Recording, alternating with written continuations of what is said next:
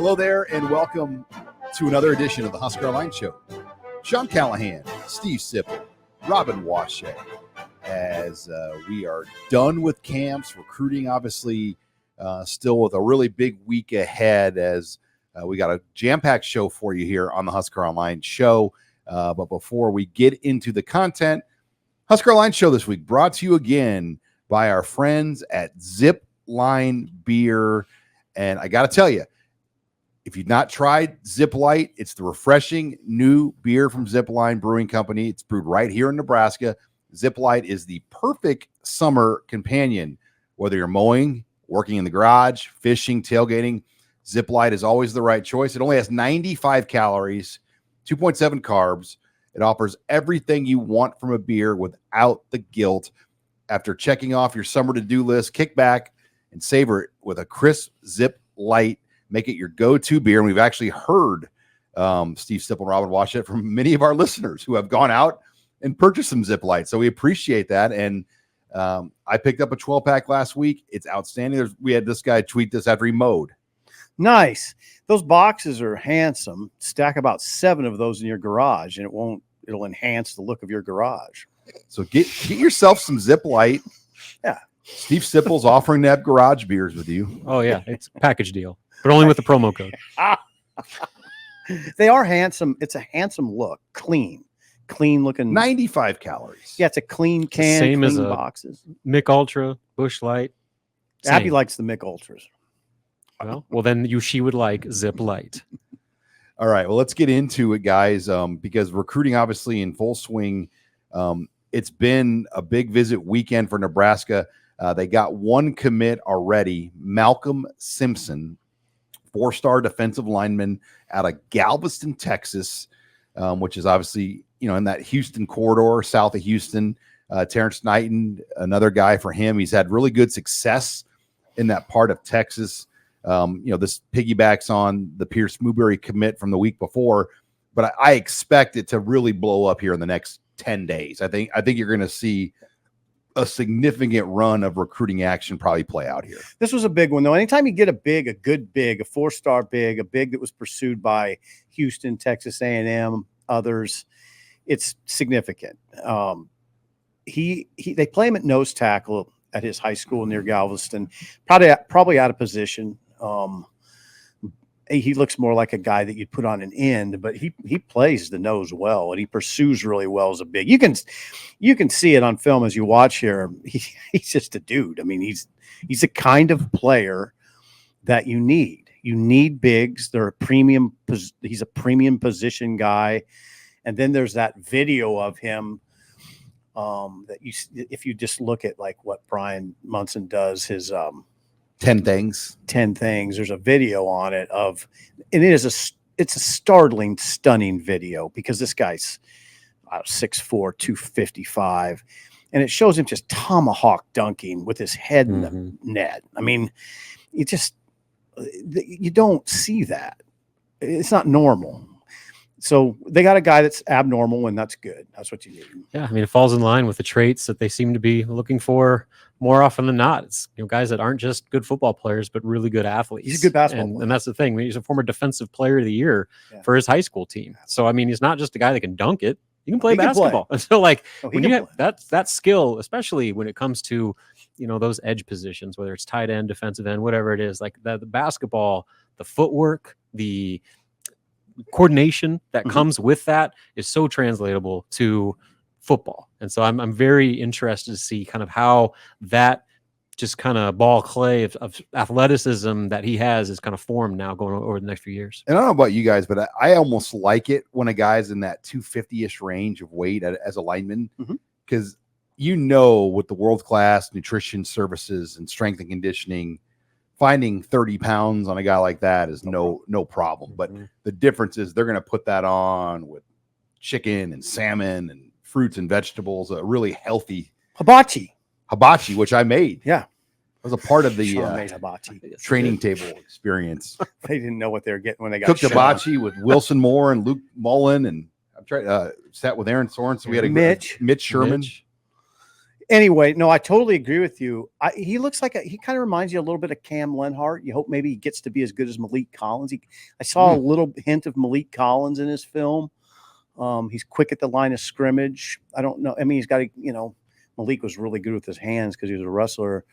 But yeah, you definitely, this was a big one. It was, and you know what? There's other bigs that they can still get. Now, the other storyline that kind of brewed over the weekend was 4-star linebacker Dawson Merritt, and just a lot of cryptic things coming out of his camp, out of Nebraska's camp.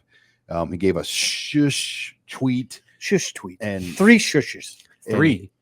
It's gone triple shush. Over a week now since his Alabama visit. And I think that was kind of the fear. He'd go back to Tuscaloosa for the 3rd time. He'd commit to the Tide, shortly after. That hasn't happened. In fact, Nebraska continues to push. And I do think with Dawson Merritt, there's more going on there than you realize. I think Nebraska, that 96.3% versus 1.8%, that's not accurate right now. I will tell you that. Nobody's had the cojones to put an RPM pick in for Nebraska, but I would not be surprised if he's a Husker. Would not be surprised. And what I mean, if you look at this class in the last month or so, it's picked up steam. It's picked up cachet. I mean, you got Jamarian Parker, you got TJ Lateef, you got Malcolm Simpson, and if you get Merritt, big time. Yeah, then you start saying, okay, this class now starts trending towards like special, like, oh God. Merritt, watch his film. I mean, I don't even know what to. I don't want to make any comparisons. He wears number 4, by the way. I know where you're going. And he is. That's the kind of guy you need. That's all I'm going to say. I mean, he comes off the edge. He's a good edge rusher, but it's not just that. He can go out into space and cover slots, cover anybody really. I would say he's an incredibly dynamic athlete. I think there's just so much to be said for momentum in recruiting too. Like you said, a lot of times it just takes those 1 or 2 dominoes to fall. And then all of a sudden, other prospects that are kind of on the fence start looking at Nebraska differently. Yep. Oh, he picked Nebraska. Yeah. Maybe I should look at this a little harder. And then all of a sudden, those calls with the coaches, they hit a little bit more. And so it was just, once that ball gets rolling, you can start doing some damage. Yeah, I mean, the Raiola family, Dylan Raiola is key in a lot of this. Like when it's not the adults calling the kids. Kids want to hear from kids. Right. So when Dylan Raiola is recruiting you directly, that has so much more impact than an assistant coach. And I think that has become one of Nebraska's best recruiting weapons is Dylan Raiola, Dominic Raiola, and just their presence with some of these kids. And we were down there Friday. They all were down there, the whole Raiola family. They were, the entire family. Dawson Merritt, the whole story is fascinating. It's one of those, there he is coming off the edge, Rob. Very interesting recruiting story because it's down between Alabama and Nebraska. There's nobody else. It's Alabama versus Nebraska. A current power versus a power that faded that's trying desperately to get back. And Merritt could be a huge piece. I mean, just watch him. He could be a gigantic piece of that Nebraska resurgence. It's a matter of him. It's really just a matter of him buying that Nebraska can come back, buying into that notion that Nebraska come back and being part of the comeback story. Look at that play right there where he has his arms extended. He's basically pushing off 2 tackles to get to the ball carrier. Yeah, he's really fun he's fun to watch. You can work with that. Yeah, he's fun to watch. If you get a player that's fun to watch, you can't say that about every player. This guy's fun to watch play. Like Randy Gregory was fun to watch, right? Well, and then there is a connection. Dave Merritt, Dawson's father, works for the Kansas City Chiefs, and Matt Rule's worked with them before. So they have a relationship that dates back. So Nebraska does have that going too, because there is some familiarity, and this is a football family. I mean, they have, the father's working for Andy Reid right now. So there's a lot there to keep your eyes on. And I think Nebraska continues to punch in this. When we come back, I want to talk more about the upcoming weekend because there's some big visitors coming in. This is the final visit weekend before the dead period, meaning you cannot have an official visitor come again until September. So this is a really, really big weekend now for Nebraska as we move forward. We'll hit on that and more. You're listening here to the Husker Online Show. And we're back here on the Husker Online Show. Sean Callahan, Steve Sipple, Robin Washett. Before we get into some recruiting discussion, Husker Online Show, as always, brought to you this week by Zipline Beer, particularly ZipLite. Give it a try. It is an outstanding summer beer. We've picked up some ourselves, and let me tell you, it is something that you want to get to take out to the lake, have in your garage when you're mowing. ZipLite beer, but also brought to you by Omaha Steaks. No 4th of July tradition is tastier in the backyard than a cookout. So cue the fireworks, because right now you can save 50% off site-wide during the Omaha Steaks 4th of July sale. That's right. Omaha Steaks is firing up the flavor with 50% off incredible extra-aged steaks, juicy pure ground burgers, jumbo deli-style franks, and so much more. You got to go to omahasteaks.com, and the promo code, now it's Huskers Online. There's an S on Husker, so it's Huskers Online at checkout, and you're going to get an extra $30 off. So 50% off, plus Steve Sipple's going to give you $30 himself off that bill. I will. You got to use the promo code Huskers Online, though. With Omaha Steaks, possibilities are endless flavor, endless variety, and endless value. Premium proteins that you will be celebrating, stars and stripes over the grills forever. Once again, that's promo code Huskers Online at checkout at omahasteaks.com. They're going to give you an extra 30% off. It's already 50% off site-wide at omahasteaks.com. Okay, let's get into the visit weekend, guys, because it was a big one last weekend and one commit, and I do think you're going to see more come out of that weekend. Christian Jones is an interesting one because he was here last weekend. He's supposed to visit Oklahoma this weekend. Told their own Brian Munson that this is Omaha Westside 4-star linebacker, that he may not actually make a decision in the summer, that he might extend things out to the fall for official visits. And that actually really surprised me because you just see so few prospects really have the leverage to do that now, because coaches say, look, we only have X amount of spots. You've got to be a really high-ranking prospect on a recruiting board for a team where they say no matter what, you can do what you want to do. So if Jones extends this out in the fall, that will be interesting because there's just not a lot of prospects that will do that right now in recruiting. He's the number one player in the state, ranked number one player in the state. And the consensus rank in the industry rankings. Yeah, some people would say Chase Lofton's the number one, and he'll be here in Lincoln this weekend. And Chase Lofton's a tight end, and he is dynamic. This is a big one. And Sean, Rob, it's interesting, his final list, and this could be purely coincidental. It's Florida State, it's Texas A&M, it's Missouri, it's Nebraska. All four have very strong NIL programs. Very nice job by Chase Lofton. Very wise, the Millard South tight end. Boy, you watch his film. Whew, that he's dynamic, and he's visited Florida State, A&M, and Missouri on officials. Yeah. NIL, strong NIL schools, real strong. And Jones has gone to Auburn, Nebraska, and he'll head to Oklahoma, assuming that takes place this weekend. That's the plan. But yeah, the on three has been pretty, locked in as Lofton as their number one prospect. And I can tell you, I believe Nebraska thinks he's the number one player in the state. The ranking on Jones, all the services have him all over the board. Rivals has Jones as high as Carter Nelson's ranking. He's a 58 in the top 100, which is extremely high. On three doesn't have him even in the top 250. So the ranking on Jones, I think a lot of people just don't know how to project him because his film in high school is more edge and he's more of an inside backer. Yeah. So I think the projection on Jones is the key. But the track numbers are off the chart. he runs a 10.8, 10.9. He throws a shot put 56 feet. So he's got freakish athletic numbers. It's more, how do you project him?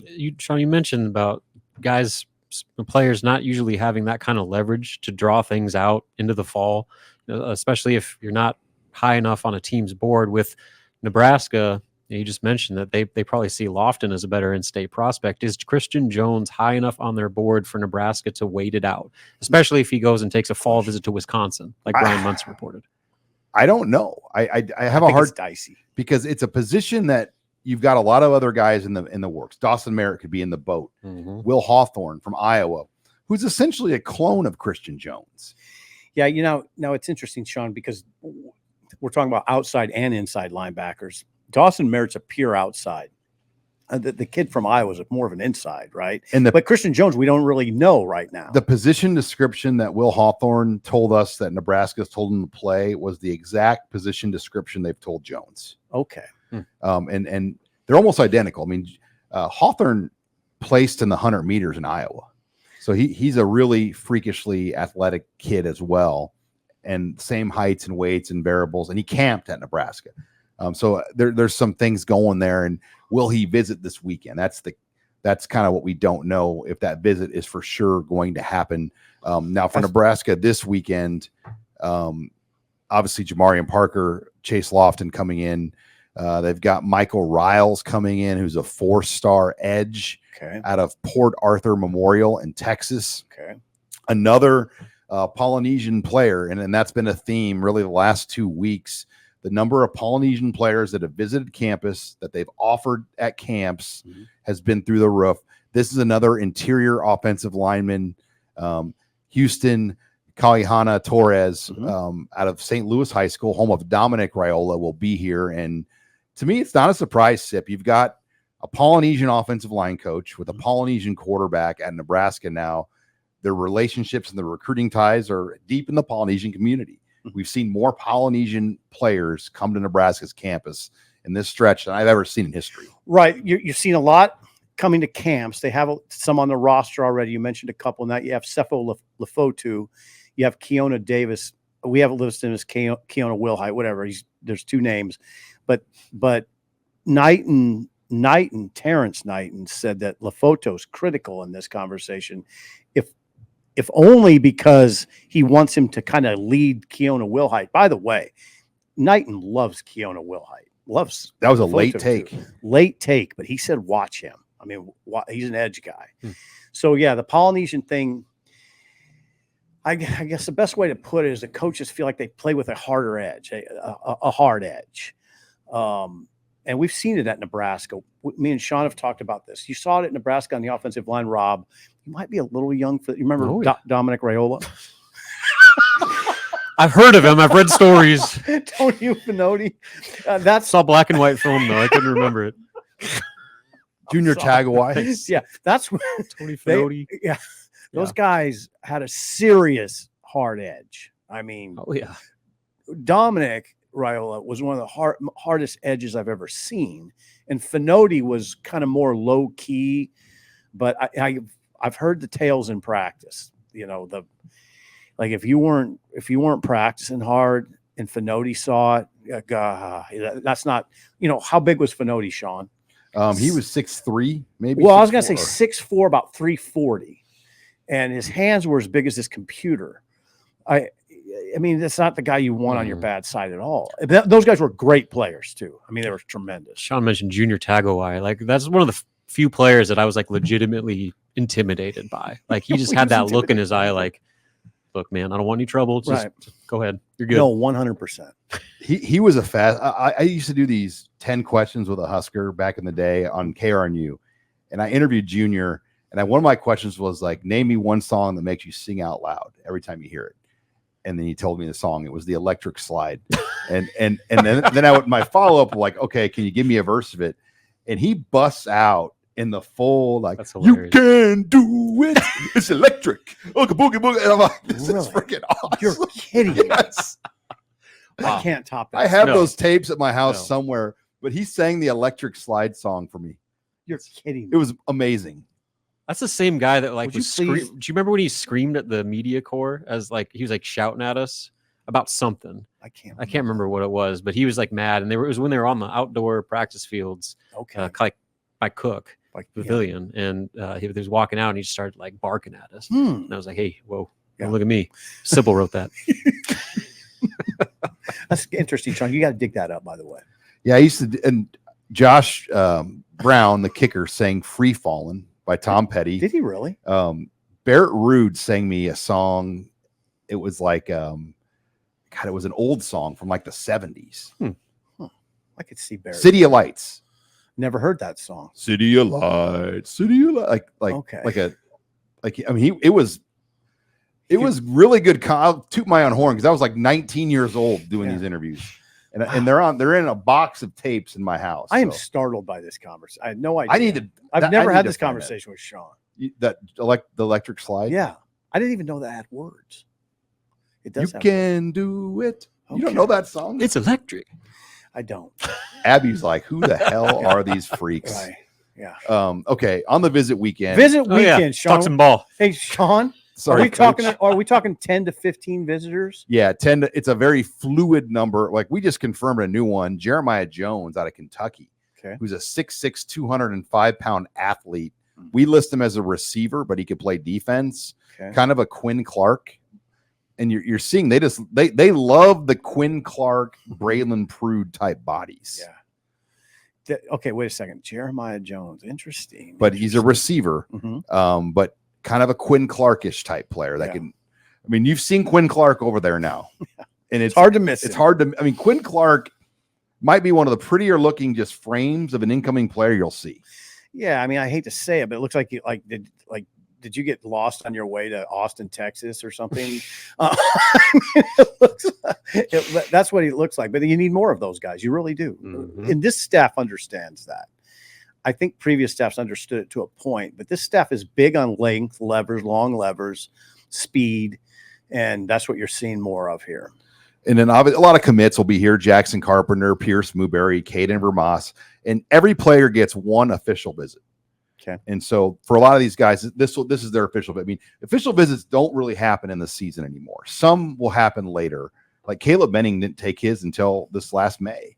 But everybody gets their one, so their family and even like siblings get to come down, and so that you get a good weekend out of it as a family to see Lincoln, and we'll have full coverage of that. But when we come back, I want to put a wrap on camps because Nebraska's camps are done here in Lincoln. We'll give some final thoughts on camp season. You're listening here to the Husker Online Show. And we're back here on the Husker Online Show. Sean Callahan, Steve Sipple, Robin Wash. Husker Online Show brought to you again by Zipline Beer, particularly ZipLite. It's new, it's fresh, it's here for the summer, under 100 calories. Give it a try. I guarantee you're going to love ZipLite. It just hit stores last week. So pick up a 6-pack if you're in town or in the state of Nebraska, if you're in town, even from out of state listening. It's an outstanding summer light beer, and it's going to be a permanent beer with Zipline. But we're also brought to you by Mando. And let me tell you about Mando. They've got so many great products. It's hot. You're sweaty in the summer. You want to smell good. And Mando is going to make sure you're taken care of in that area. All their products help produce or prevent sweat. They're 100% natural. They're organic, fragrance, oil-free. They're dermatologist recommended. So lots of quality products. And we've got a great deal here at Husker Online.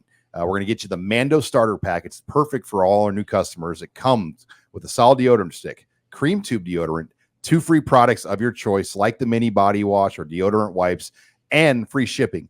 And we've got a discount code as well to help you get hooked up here, smelling great here for the summer. New customers are going to get $5 off the starter pack with our exclusive code that equates to over 40% off your starter pack. You got to use that promo code Husker at shopmando.com. That's promo code Husker at shopmando.com. Thanks again to Mando for sponsoring us here on the Husker Online Show. Okay, camps are done for Nebraska. And man, over 2,000 prospects is my guess that came through the prospect camps in Lincoln. And then they ran satellite camps in Belton as well as Houston. And then they worked the satellite camp in St. Louis. So there are 10 camp days. We were at 9 of the 10. The only camp that we didn't actually get out to was St. Louis this year. And there were 2 Husker coaches there. So we have a pretty good feel for these camps. And there were some high level talent that came to Lincoln, as high as I've seen since I've been doing this job. Well, part of it is because they emphasize performance here. I mean, kids are going there and walking away with offers. 20 last year. I don't know what the final tally is on offers this year, Sean. Do you know that tally? Over 20. Over 20. And you can see it play out in front of your eyes, Rob. I mean, just you saw Evan Cooper, for instance, pull out 2 defensive backs and work them out. I mean, now I don't know, Sean. I think one of those guys. I don't know if those guys got an offer that we saw. Those defensive backs. No, like RJ Collins was one of those kids on Friday, and he's a state champ in Kansas. And Donovan Jones's brother was the other. Yes. Donovan Jones is obviously in the Nebraska realm. His brother worked out. I don't know. He might get an offer, but he worked out for Evan Cooper. So he's seen a lot of that. And then the other thing Sean wrote about a lot, and it was true. The quarterback campers were amazing. I mean, you saw a lot of strong quarterbacks. It was almost freakish, the amount of good quarterbacks that camped at Nebraska. And rip through them, Sean. Michael Clayton. Yeah, Michael Clayton, obviously, was I thought as big of a name as any. He has got close to 20 Power 5 offers. He threw for Nebraska on Sunday, and I was in there standing with former Husker Jay Foreman and Doug Ostergaard, who kind of head up the alumni relations. And I said, I don't know who that is, but that is a major prospect. I mean, and he's got 20 offers. And just watching him throw at over 6'3", he's got an elite arm. Nebraska offered him. I talked to him after the camp. He plans to come back, but it really has gotten kind of complicated now with this 2026 quarterback discussion, because Dayton Raiola was there Friday. He has an offer. Impressive. There's 18 offers out for 2026 QBs. Now, a lot of those are like the no-brainers. I think most of the 18 are 4-star prospects. Yeah, 13 of the 18. 13 of the 18 are 4-star guys. You, Sean, you wrote that you still think that Dayton Raiola is the lead dog in that pack. I just think if you were putting an odds board, he's the most logical, especially if he puts it together. And I think that's where everyone wants to see. Look, it was impossible for him to be a varsity starter as a sophomore because he backed up his brother. Mm-hmm. And it's hard to be a varsity starter as a sophomore anywhere, and especially at a big time program. Buford. Dayton was the backup to Dylan. Now Dayton has to technically win that job and be the guy. But if he has a good year and puts it together like he can, I would think he's in a pretty good position. I mean, there's good local quarterbacks though too. Jet Tamala, Millard South does not have an offer from anyone yet. So this quarterback discussion for 2026, there's a lot to it. Case Vandenbosch is a guy they offered way back earlier in the process from Arizona. It feels like things have cooled there, but they offered a couple of 8th graders, Ace Amina, Brady Quinn. They offered a 9th grader, Jamison Purcell. These guys are going into 9th, now into 10th. But the number of QB offers that were made in Lincoln, I've never seen this before. With as many 26 QBs have been offered, do you see them possibly taking multiple high school QBs in the class? I just don't think that's real feasible. Because it's a tough sell. Like the only way it ever really works is if one of the guys can play other positions. But generally, if you're courting one really good one, if you're taking 2, that usually means you don't have one really good one. So no, I think 1 is probably more realistic. Because it scares off the other guys you're recruiting once you get a commit. I mean, the Dayton Raiola picture is really interesting because he's such a he projects so much confidence. He's a lefty. The ball looks good coming out of his hand.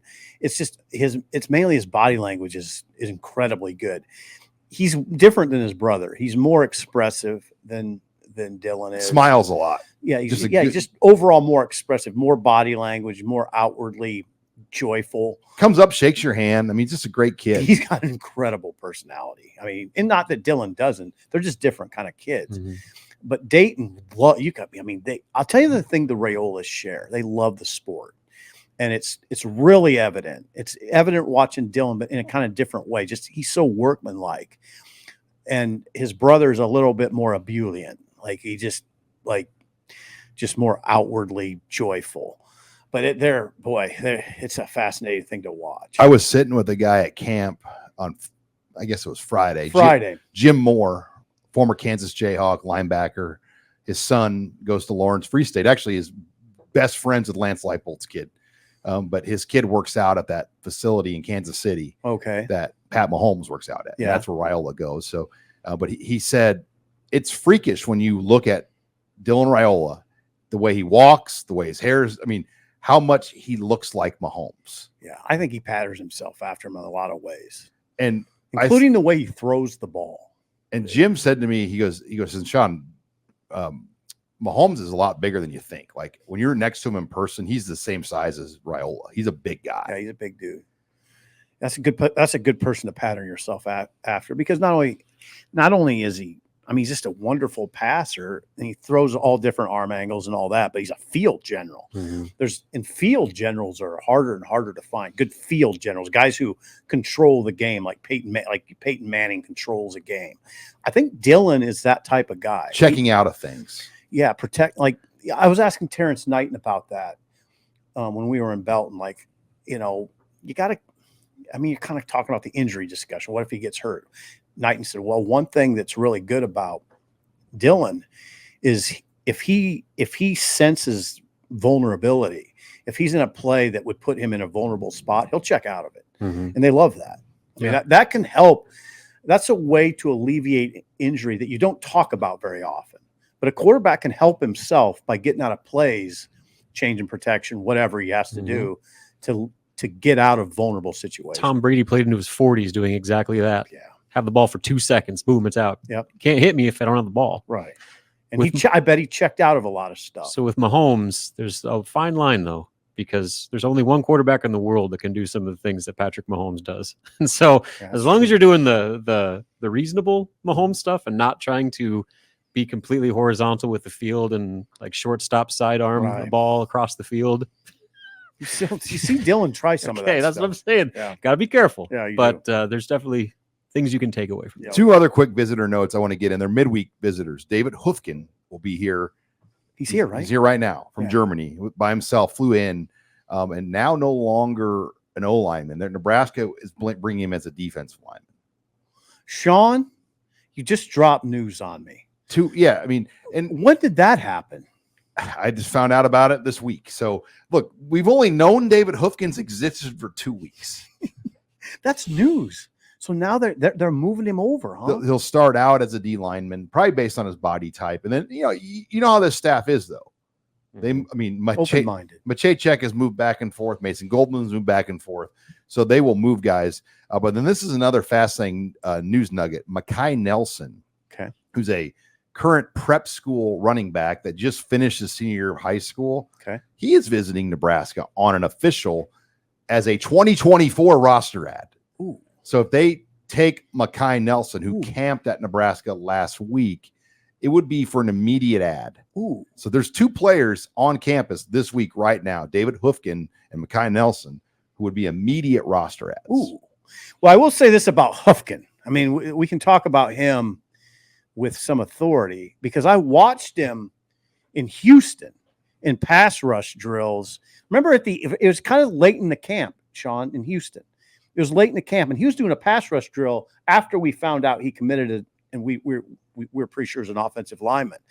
And my thought was, my God, he has good bend, and he can get to the quarterback. He looks like a good pass rusher. And at that point, I thought, well, if he has that kind of bend, like you're seeing right there, that kind of bend and that kind of, he was a vicious competitor. I thought, well, that'll work at tackle too. But my thought was, oh God, that looks like a pass rusher. Huh. The type of tackle he reminds me of. Do you remember Chris Patrick? Absolutely. That would be his style.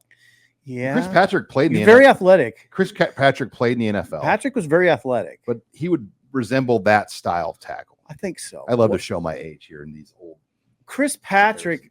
I remember Chris Patrick. I mean, if you're talking about this now, what's more valuable? Pass rushers it's hard to find anything more valuable than a good pass rusher. A good tackle is up there. But I'll take if he's a good pass rusher, I would lean that direction. That's where like Bill Callahan was elite in his O-line projections and evaluations, like Mike Smith, Chris Patrick. I mean, just random dudes, and he made them tackles, and they played in the pros. Mike Smith did. He was a great athlete too. Mike Smith was a great baseball player. Remember, Mike Smith could throw a baseball 95 miles an hour. But yeah, you're right. You're right about that. Who was the other kid? The kid that played for the Giants. The kid that played for the Giants, center. Gates. Yeah, Gates was a great athlete too. Carl Nix. What's his first name? Gates. Nick Gates. Yeah, Nick Gates. Carl Nix was incredible. I mean, he was an incredible player. He got to a point where he was the highest paid guard in the NFL for a period. I mean, he was the highest paid guard in the NFL for a period. he was the guy who just one day after practice it was in December, it was a bowl practice. And remember, he was suspended for the first half. And it was kind of a don't go there type situation. But I asked him about it. He goes, no. He goes, no, they told me I can't go home for Christmas. And I said, no, I'm going home for Christmas. and I'm going to get suspended, but I don't care because I'm going home. But he didn't play the first Think half. about He didn't play the first half of the bowl game. Two of the greatest offensive linemen to come out of Nebraska in the last 20 years really didn't finish up in good terms at Nebraska. Richie Incognito and Carl Nix. Yeah. Oh, yeah. Richie didn't. He did not finish up in good terms. I mean, post like didn't start, Will go, or Shields, finish that. post Zach Wiegert, those are probably the two best like pro linemen that have come out of Nebraska. Incognito was a Hall of Fame level NFL player if he didn't have the problem. Well, Carl Nix probably would have been too. Yeah, probably. They were good. Yeah. I mean, He gave his post Super Bowl interview, I'm going to Disneyland, but he using Carl Nix. Like when they say, what are you doing after the game? I'm going to Disneyland. Well, he used a bad word. Yeah. I'm going to Mother at Disneyland. well, they were good. They were incredible. They were incredible competitors, both of them. All right. When we come back, time to take questions in the mailbag. Abby Barmore will join us next. You're listening here to the Husker Online Show. And we're back here on the Husker Online Show. Sean Callahan, Robert Washett, Steve Sipple, Abby Barmore. Husker Online Show, again, brought to you this week by Zipline Beer. You know, get out and try Zip. They've got a great new restaurant, Robin, in Fallbrook. Have you been out there yet? Mm-mm. So they've had their beer hall in South Lincoln for years, and they now have a restaurant and full brewery over in Fallbrook. So that's a great place. And obviously called Zipline. Yeah. Nice. So it took over one of those spaces in Fallbrook, and great spot. And we're invited out there, by the way. They want us to come out there. That's northwest Lincoln, out by the Kawasaki plant. Yeah. It's on the other side of O. Oh, hello, Uh-oh. Abby. That's Sip's On territory. the good side of O. Yeah, you guys. Wow. Sipple would say. All right. But we're also brought to you by who, Steve Sipple? Larson Motors. We do this every week. If you're looking for a new vehicle, go for a new experience at Larson Motors in Nebraska City. Larson Motors, one of the Midwest's only dealerships with all the major brands in one location. They do have Ford, Chevrolet, GMC, Chrysler, Dodge, Jeep, Ram, Hummer. Start your new experience today at LarsonMotorGroup.com or at Larson Motors in Nebraska City. Larson Motors. Real people. Real deals. Good job, guys. We got the signal. Motors. All right. Larson Motors. Let's get into it. Where are you starting us off at, Abby Barmore? Okay, here we go. Oh, boy. So, can Nebraska's offense score 30 or more points on average over this next season? And if so, what's going to be the biggest key to that? They can. I mean, USC comes to mind. They averaged 42.3. Now, they did have Caleb Williams. But Nebraska has, I'm not saying they're going to score 42, but I think they can score 30 plus. And if you look at reasons, veteran offensive line, and they're really in good shape at receiver now. I mean, really good shape. And they got a quarterback that can distribute. So you're talking about Jamal Banks and Nayor, and you're talking about Lloyd, and you're talking about Fedoni, who I think could have a breakout year. You're talking about Borkacher. I think you'll insert a Carter Nelson in the equation. I could go on. I mean, they have a lot of options to throw. Well, they have games early on that you can put points up in where, think about last year, how limited they were. I mean, they only scored 28 points on Louisiana Tech last year. Yeah, I think they averaged 19 on the season, guys. So I think you're going to see some of these games early have the chance in the non-con where they're. I mean, I wouldn't be surprised if they found 50 in one game in the non-conference between UTEP and Northern Iowa. Getting a little out of control. No, I wouldn't be. I mean, I wouldn't be surprised UTEP, Northern Iowa, if they could get 50 in one of those games. Yeah. Colorado could be a shootout type game, depending on how Colorado plays. Yeah. Don't want to be too much of a shootout. But I mean, they're going to try to play for a shootout. Right. So you don't want to, I don't know if you want to get in a track meet with Colorado because that's what they want. The key is with the entire season is, can your true freshman quarterback be the type of player you think he can be? And if so, then yeah, I think 30 is certainly an attainable number. But if there's a learning curve and there's some struggles, then who knows? But again, I think that's probably the biggest key for the entire season. Yeah, and I didn't even mention a guy like Malachi Coleman. I gave that long list of guys. There's guys like Alex Bullock. There's a lot. Now you've gotten to a point where there's so many, you can leave out a few and you still can make a good point. Mm-hmm. So they have some dudes. All right, next question. Okay. What are your thoughts on the departure of senior women administrator Marquita Armstead, and who do you think could be a candidate for that role? That's a tough deal because it just kind of came out of nowhere, to be honest, how it played out. And I feel like we never really got to know her very well in her time at Nebraska.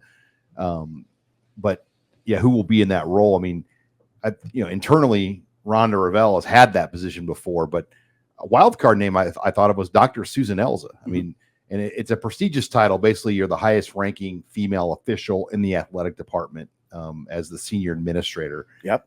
Dr. Elza would be, if she could do it, would be a fabulous hire in that role. Mm-hmm. And so would Rhonda Revelle. Rhonda Revelle, Dr. Barbara Hibner, the late Dr. Barbara Hibner was a superstar in that role. And Rhonda kind of reminds me of Dr. Hibner, real personable. I dealt with Dr. Hibner, and she was, I can't tell you she was an incredible woman. So it's an important position. I'm sure they'll fill it well. Yeah, Troy Dannon, you wonder if he'd make a new hire, though. He brought in Haven Fields. Is there more hires that he'll bring in? Because essentially the infrastructure that Trev Alberts had around him now is, for the most part, gone. Mm-hmm. I just think with women's athletics here, everything is just going so well. I don't know if you need to, hiring internally makes a lot of sense to me, to get someone that understands what got it to this point and how to keep it going. And also she was the sport supervisor for volleyball and men's basketball. Yes. Yep. So those are two very important sports here that are kind of booming, men's basketball of recent, but that could also be an important thing. And of course you want those head coaches to kind of sign off on it. Mm-hmm. Okay. Right. Next one. Has there been any more developments on Jalen Gramstad? Well, he's waiting. Sean. He's waiting on academics. Look, he's got an opportunity to come here if he wants it. He does. And he wants to come here, but he needs one more class to graduate from Northwestern in Iowa. And that's, that's kind of the holdup. Can he get these 3 credits done somehow? Is it a summer course? Don't know the parameters of what kind of course he can do or what the plan is, but in order for him to cleanly transfer here with an NAIA versus NCAA institution, private school versus public school, it's not an easy puzzle to put together. If he gets this class done, it's no problem at all. And I think he told me last week, it's going to take some work, but I think it's going to happen. I mean, and the key is he wants to be here. If he doesn't come here, he's going to stay at Northwestern. This is the only place he wants to go because it's his dream. And I believe there have been other schools since he's been at Nebraska that have said, hey, you want to come here? Because he could start for MAC schools and other programs out there. I mean, he's good enough to at least contend for jobs at some smaller Division I places. We just can't say a timeline on this. No. And when would it have to happen? Well, by August 1, right? Yeah, and I don't know, is there a way to do this class remotely that he needs? I mean, how would it all have to happen? He couldn't come into camp August 7th and be viable, though, right?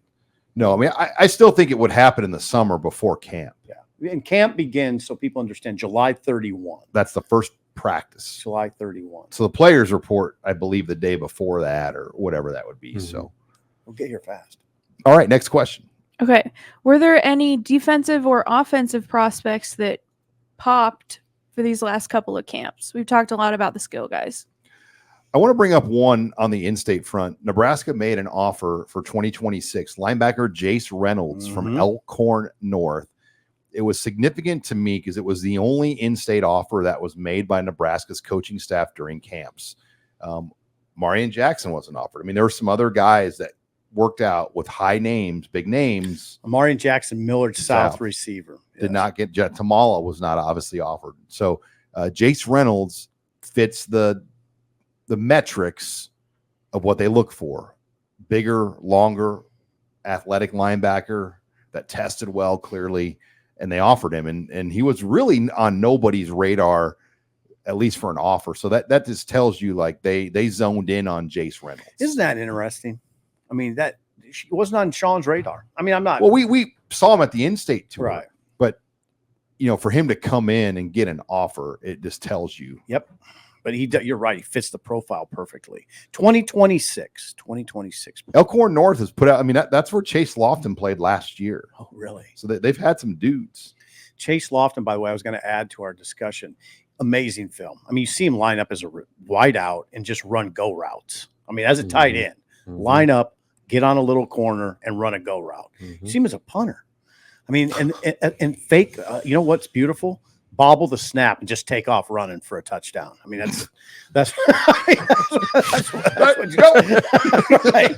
Great athlete. I mean, All right. Tremendous athlete. Final question. Okay. Do you collect any Husker memorabilia? And if so, what is your favorite piece? I have some stuff over the years that I've gotten, and I have a weird appreciation for the era of the 1920s. This is getting startling now. Because Sean, you're just breaking news left and right. So I knew this guy, Randy. Why? Rest in peace, Randy. He owned a Husker shop here in town, and he sold me a program, Nebraska versus the Four Horsemen in the 1920s. And Nebraska was the only team to beat the Four Horsemen twice. Yep. So I have Newt Rockney was the coach for Notre Dame, and Newt. It was a guy Ed Weir, or I'm trying to think who was on those teams. But anyway, I have the program framed of that. And then I also have a program from the 1920s framed when Red Grange, the Galloping Ghost, played against Nebraska, and they were the only team to hold him without a touchdown in his career and to under 100 yards. Now, Illinois won the game, but I have those items. And I also have a 1941 Rose Bowl ticket. Wow. Which I'm told is not really a rare item because there was over 90,000 people in the stadium that day. Did you know any of this, Rob? Yeah. Oh, you did? Yeah. He's You got knew it this about in his Sean? office. He's got a Now, the nice little display. the hardest, I've been told this from multiple Husker collectors, the hardest item to get is a Gotham Bowl program for Devaney's first bowl game because it was colder than hell.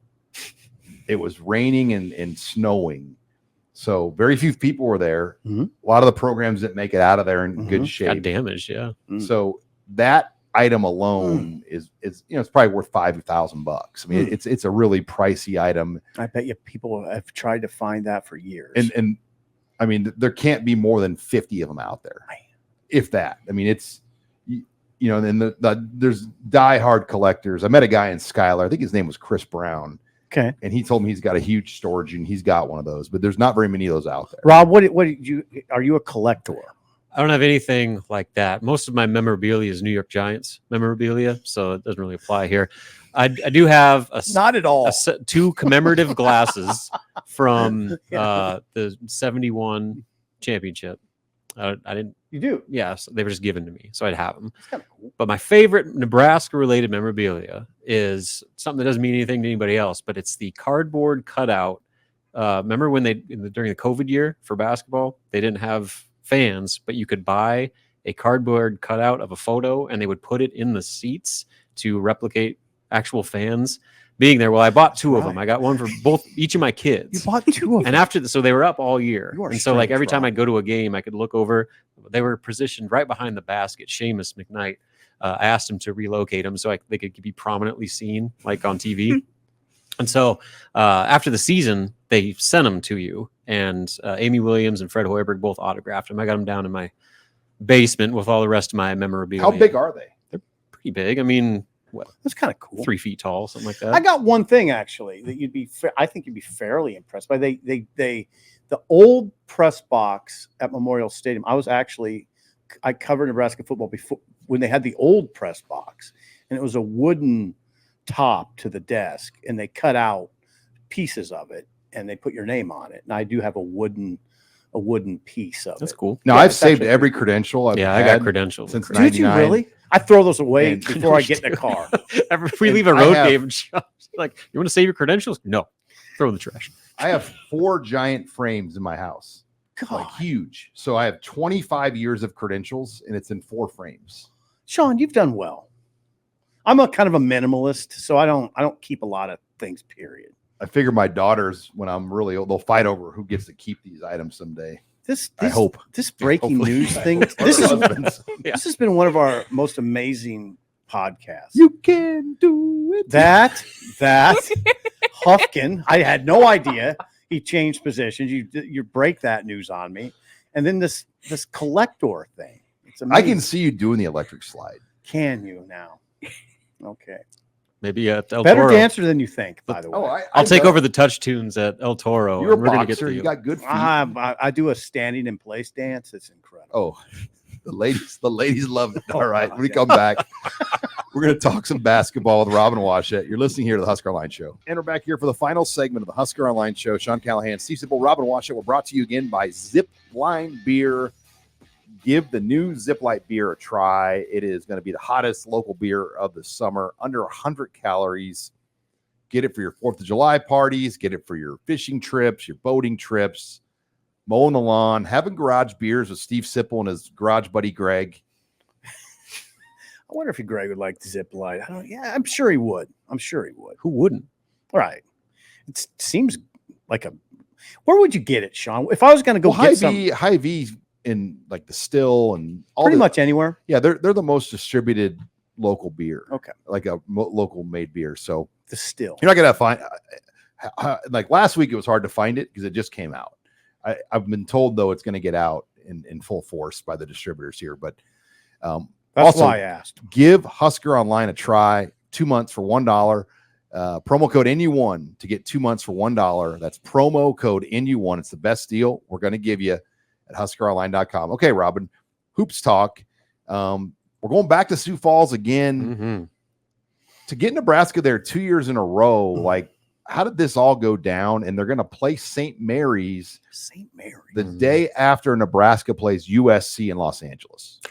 Yeah, so we'd known for a while now that they were going to play another game there. The question was who it was going to be, and for whatever reason or another, it just took a long time for this to get finalized. I think it probably had more to do on St. Mary's end than anything else, but they finally got it signed and delivered, and they're going to go back for the third time since 2018, and that is such a luxury event for Nebraska basketball because when they go there, it is 95% Nebraska fans, minimum. And it is a raucous crowd. It's only 2,500 people in the Sanford Pentagon, but man, that crowd gets into it. And the first time they played there against Oklahoma State, that was the first time that I can remember them playing a game where a regular season game where alcohol was served.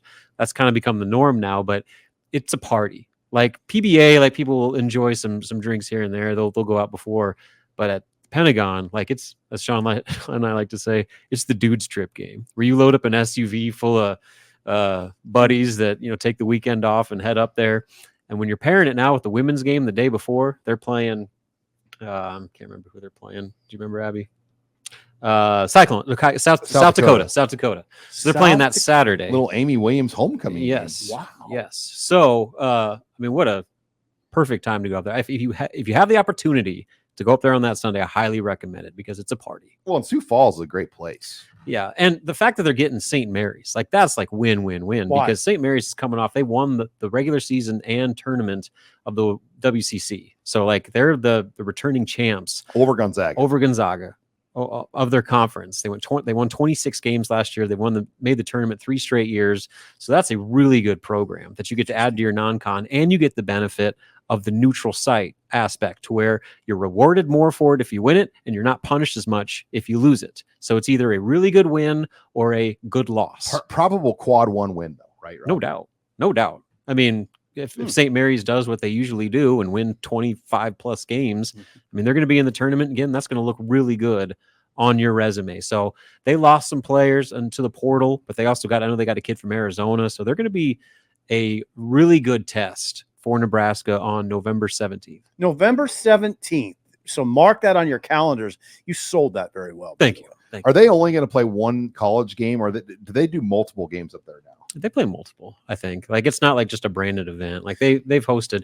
So St. Mary's has been there before. They beat Wisconsin back in 2019 when they were up there. Rob, So you know this. You guys are smart about stuff like this. How hard is it to get a ticket? Like if I'm just a dude right now and want to get it, is it easy to get a ticket? So last year wasn't, I mean, they were still tickets available later on just because it was Nebraska, Oregon State. It was the same day as the Wisconsin football game. So like that, I think hindered sales. This is the day after the USC game, which as it stands right now is probably going to impact my ability to cover it in person. We're still in the working of figuring that out. But the fact that it's the day after, it'll probably be a Sunday, my guess, a Sunday afternoon tip. Perfect opportunity. And again, with pairing it with the women's game too, you can make a whole weekend out of it. Great idea, by the way. Yeah, and you get like a quad one neutral site game. It's basically a 50 RPI or top 50 in the net, and a quad one home is got to be a top 25. Top 25. So it's it's a great opportunity to do this for Nebraska, and it's basically a home game. Yeah, and tickets go on sale at August 15th, 10 a.m. on Ticketmaster. So the non-conference, they're going to go to Hawaii. Mm-hmm. So that's the one unknown. Basically, their non-conference schedule is set. The one things we don't know, we don't have a date for their home game against North Florida. That's to be determined at this point. And then they also have 2 teams in the field of the Diamond Head Classic in Hawaii that we just don't know. And then once that field gets set, the bracket will get announced and we'll see who they end up playing. I think the biggest thing, if you're in Nebraska, from what I've been told, they will be the marquee team in that field. So don't expect them to get some like big name high major added to it. Like, Charlotte's in that field. I think Oregon State's in that field. That's probably going to be like the highest tier after Nebraska. So if you're Nebraska, you hope that they at least do you the favor of not scheduling you Hawaii in the first round. Because if you remember, the last time Nebraska was out there, it was on Christmas Eve, and it was like a 10 p.m. local time tip. They had to play Hawaii in the first round. And that was the game where Nebraska started the game before the opening tip. They started the game down 2-0 because Kai Kurkowski threw down a dunk in the layup line, which per NCAA rules is an immediate technical foul. You can't do that. You still can't do that, right? Back then you could. I thought you could do it. So maybe they changed it now, but back then they couldn't, and they got hit with a technical. You absolutely can dunk now. That game started 2-0, and the referees made sure that it went accordingly for the home team. Kurkowski, I don't even remember him. He was a big walk-on local kid. But so that's kind of what you're looking for, like as far as draw. Like the teams are going to be what they are. Nebraska will be the biggest team. Just stay away from having to play Hawaii in the first round. It's a tough sell to get a lot of teams, I'd imagine, to travel for Christmas. Yeah. Yeah. And, especially with all the new events that are going on right there. Yeah. And it's the fact that it's over Christmas. That's tough. And it's from what I've heard, it's a tough event too, because there's not a lot of downtime. Like you're playing, practicing. Like there's not a lot of time to like go hang out at the beach. And so, sure. Because I remember Ali Farokhmanesh, if you remember, he was a GA for Nebraska, and he's coaching at Colorado State. And he said Colorado State played in that event, and it was just hard, because he took his family out there. He's got a bunch of kids, and it was just they didn't have a lot of time. Well, you probably stay in Waikiki Beach, so it's there's a lot there, but that's not really. Yeah, so for really the teams, not Hawaii. That's really not Hawaii. It's hard to do anything. Yeah, I mean, you want to get out and explore. That's the non-con schedule so far. Just waiting on those 2 teams for the Diamond Head, and the bracket will be finished. But that's set. They got 11 games. All right. Well, plenty to follow all weekend with recruiting coverage. Make sure you stay on HuskerOnline.com. We'll keep you up to date. Thanks again to Zipline, our presenting sponsor of the show. For Robin Washett, Steve Sipple, I'm Sean Callahan.